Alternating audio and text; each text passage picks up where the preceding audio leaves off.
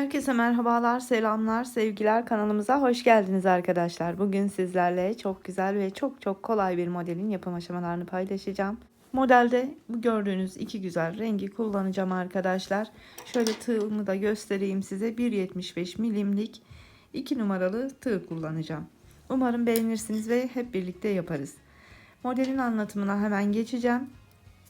Öncesinde küçücük bir ricam var. Kanalıma abone değilseniz abone olup videolarımı izleyip beğenerek ve yorum yaparak destek olabilirsiniz. Şimdiden hepinize çok teşekkür ediyorum ve hemen yapım aşamalarına geçiyorum. Modelimize önce zincir çekerek başlayacağım arkadaşlar. Anlatıma yeterli miktarda biraz zincir çekeceğim ben. Siz yapacağınız yerin büyüklüğüne göre zincir sayısını kendiniz ayarlayabilirsiniz. Alt sırayı çok kasmadan çekin. Dilerseniz bir numara daha büyük tığ kullanabilirsiniz zincir bölümü için. Şimdi ben biraz daha zincir çekip hemen geliyorum. Bu kadar zincir anlatım için yeterli. Şimdi hemen model kurulumuna başlıyoruz arkadaşlar. Bakın şöyle göstereyim. 1, 2, 3, 4, 5, 6. ilmeğimizin içine batacağız. Üzerine alıyoruz ve 6. ilmeğimizin içerisine batıp önce 1, sonra 2, sonra 2 ilmek çıkarıyoruz. Bu şekilde bir üçlü trabzan yapmış olduk. Şimdi 1 ve 2 tane zincir çekiyoruz. İpimizi aldık tığımızın üzerine, aynı ilmeğin içerisine batıp yine önce 1, sonra 2, sonra 2. Bu şekilde bir trabzan daha yapmış olduk. Şimdi ipimizi aldık tığımızın üzerine, herhangi bir zincir çekmiyoruz. 1 ve 2 ilmek atlayıp üçüncünün içerisine geçiyoruz. Yine 1, 2 ve 2 şeklinde çıkarıyoruz. 1 ve 2 zincir. İpimizi aldık, aynı ilmeğin içerisine geçip 1, 2 ve 2 şeklinde üçlü trabzan yapıyoruz. Tekrar ipimi aldım tığımın üzerine, 1 ve 2 ilmek atlıyorum üçüncünün içerisine. 1, 2, 2. 1 ve 2 zincir. Tekrar aynı ilmeğin içerisine önce 1, sonra 2, sonra 2 şeklinde üçlü trabzan yapıyoruz. Tekrar aldım. 1, 2, 3. ilmeğin içerisine. 1, 2 ve 2. Araya 2 zincir. Tekrar aynı ilmeğin içerisine 1, 2 ve 2. Bu sırayı sona kadar bu şekilde devam edeceğiz arkadaşlar. Böyle V şekilleri oluşturacağız.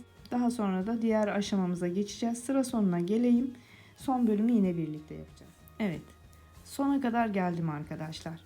Şimdi son bölümde son V şeklini oluşturduktan sonra ipimi tığımın üzerine alıyorum. Yine 2 tane ilmek atlayıp en son sıra sonundaki ilmeğimin içerisine geçip buraya da yine bir üçlü trabzan yapıyorum. 1, 2 ve 2 şeklinde çıkarıp sırayı sonlandırıyorum. Şimdi diğer aşamamıza geçeceğiz. Şimdi 1, 2, 3, 4 ve 5 tane zincir çekiyorum. Geriye dönüyorum. İpimi tığımın üzerine aldım. İlk yuvadan başlıyorum arkadaşlar. Bir ilmek uzattım. 1, 2, 3, 4 ve 5. 5 tane ilmek uzattım, doldurdum, bir fıstık oluşturuyorum. Doldurduğum ilmeklerin hepsini tek seferde çıkarıyorum. Daha sonra da kalan 2 ilmeğimi çıkarıyorum. 1 ve 2 tane zincir çekiyorum. Tekrar ipimi tığımın üzerine aldım. Yan taraftaki yuvaya geçiyorum şimdi. 1, 2, 3, 4 ve 5. 5 tane ilmek uzattım. Uzattığım ilmeklerin hepsini bir seferde çıkarıyorum.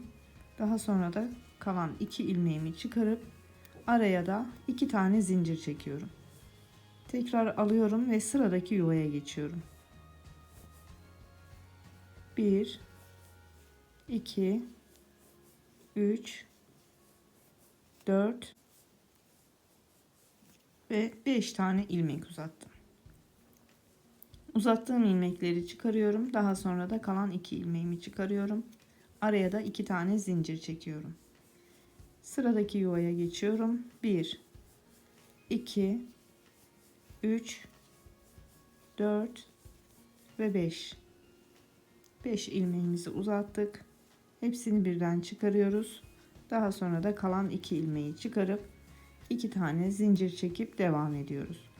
Kalan yuvalarımızı da aynı şekilde dolduracağız. Fıstıklarımızı oluşturacağız. Dönüşü yine birlikte yapacağız. Sıra sonuna geldim arkadaşlar. Yine 1 ve 2 tane zincir çekiyorum. İpimi tığımın üzerine alıyorum. Burada zincir çekmiştik ilk başlangıçta, hatırlarsınız.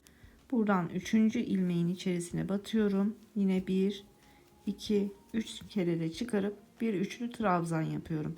Şimdi renk değiştireceğiz arkadaşlar. İlk sıramızı bu şekilde tamamlamış olduk. Bunun yanında güzel bir pembe kullanacağım. İpimi aldım. Beyaz ilmeğimin içerisinden pembeyle ilmeğimi çıkarıyorum. Şöyle bir tur üzerinden atıyorum arkadaşlar. Sağlam olsun diye beyaz ipinizi de çekip güzelce sıkıştırın. 1 2 3 4 ve 5 tane zincir çekiyorum. Geriye dönüyorum. İpimi tığımın üzerine aldım. İlk fıstığımızın tepesini kullanacağız. Şimdi tepeden, bakın bu bölümden. Buradan geçiriyorum. 1 2 2 şeklinde çıkarıp üçlü trabzan yapıyorum. 1 ve 2 tane zincir. Tekrar aldım. Aynı yuvanın içerisine fıstık tepesine 1 2 2 şeklinde çıkarıp yine bir üçlü trabzan. İpimi aldım tığımın üzerine, yandaki fıstığın tepesine geçiyorum. 1 2 ve 2 2 tane zincir. Aynı fıstığın tepesine yine bir üçlü trabzan. Zincir çekmeden yandaki fıstığa geçiyorum. 3 kere de çıkarıp bir üçlü trabzan. Araya 2 tane zincir. Tekrar aldım ve aynı fıstık tepesine 3 kere de çıkarıp bir üçlü trabzan. Bu sırayı da sona kadar bu şekilde geleceğiz. Bunu da birlikte yapalım. Geçtim fıstığın tepesine, üçlü trabzanımı yaptım. 2 tane zincir çekip aynı fıstıktan devam ediyorum. Üçlü trabzan. Bu sırayı da sona kadar bu şekilde geleceğiz. Dönüşte tekrar model kuracağız. Sıra sonuna geldim arkadaşlar. Şimdi yine herhangi bir zincir çekmeden burada beyaz zincirli bölümümüzün 1 2 3. ilmeğinin içerisine batacağız. İpimi tığımın üzerine aldım. 3. ilmeğe batıp 1 2 3 kere de çıkarıp üçlü trabzandan sırayı sonlandırıyorum. 1 2 3 4 ve 5 tane zincir çekiyorum, geriye dönüyorum. İpimi tığımın üzerine aldım. İlk yuvadan başlıyorum. 1 2 3 4 ve 5 tane ilmek doldurdum. Doldurduğum ilmeklerin hepsini tek seferde çıkarıyorum. Daha sonra da geriye kalan 2 ilmeğimi çıkarıyorum. 1 2 zincir. Tekrar ipi tığımın üzerine aldım. Yandaki yuvaya geçiyorum. 1 2 3 4 ve 5. 5 ilmek doldurdum.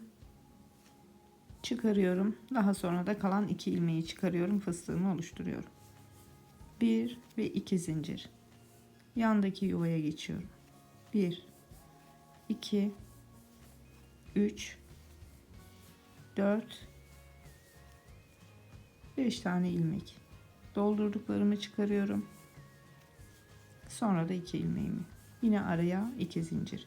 Bu şekilde sıra sonuna kadar, son yuvanın içerisine kadar gelelim. Beyazla tekrar son kez bir sıra daha yapacağız. İp eklemeyi de bu arada göstereceğim size. Ve sonrasında Ben bu parçayı büyüteceğim. İlerlemiş halinde sizlerle paylaşacağım. Son fıstığımı da doldurdum arkadaşlar. Sıra sonuna geldim. 2 tane zincir çekiyorum. İpimi tığımın üzerine aldım. Burada pembe zincirli bölümümüzün 1, 2, 3. ilmeğin içerisinden tığımı geçiriyorum. Şimdi beyaz ipimi aldım. Tığın üzerinden aşırıyorum. Aşırdım. Beyaz ipimi araya alarak ilmeğimi çıkarıyorum. İlk ilmeği çıkardıktan sonra beyaz ipimi tekrar aşırıyorum arkadaşlar tığın üzerinden. Ve şimdi 2 ilmeğimi çıkarıyorum. Tekrar bir kez daha aşırıyorum. Geriye kalan 2 ilmeğimi de bu şekilde çıkarıyorum.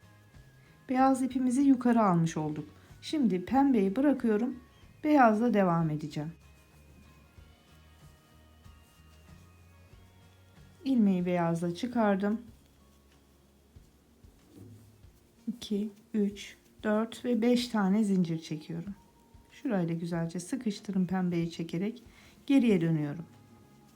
İpimizi bu şekilde yukarı almış olduk arkadaşlar. İpimi tığımın üzerine aldım. Şimdi yine bu sırada yuvalarımızı oluşturacağız. Burayı da birkaç tanesini birlikte yapalım. İlk pembe fıstığımın üzerinden buradaki yuvadan geçiriyorum. 1, 2, 3 kere de çıkarıp üçlü trabzan. Araya 2 tane zincir, aynı bölüme tekrar önce 1 sonra 2 ve 2 şeklinde üçlü trabzan. İpimi tığımın üzerine aldım. Yandaki fıstığa geçiyorum. 1, 2, 3. 1 ve 2 zincir. Tekrar aynı bölüme önce 1 sonra 2 ve 2. Bu şekilde sıra sonuna kadar geleceğiz. Dönüşü tekrar son kez birlikte yapalım. Bir fıstık daha yapalım beyazla ve ben bu parçayı büyütüp sizlerle paylaşayım. Sıra sonuna geldim yine. Herhangi bir zincir çekmiyoruz arkadaşlar. İpimizi tığımızın üzerine alıp buradan 1, 2 ve 3. ilmeğin içerisine batıyoruz. Yine bir üçlü trabzanla sırayı sonlandırıyoruz. Devamında da 1, 2, 3, 4 ve 5 zincirle geriye dönüyoruz. İpimizi tığımızın üzerine aldık. İlk yuvanın içerisinden başlayıp 1, 2, 3, 4 ve 5 tane ilmek uzatıyoruz. 5'ini birden çekip çıkarıyoruz. Daha sonra da kalan 2 ilmeği.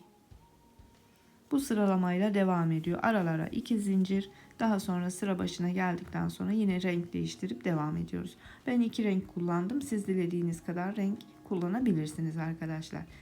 Ben bu parçayı biraz daha büyüteceğim ve ilerlemiş haliyle az sonra birlikte olacağız.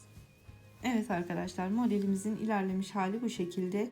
Bu modelden çok güzel bebe battaniyesi ve lif olur arkadaşlar.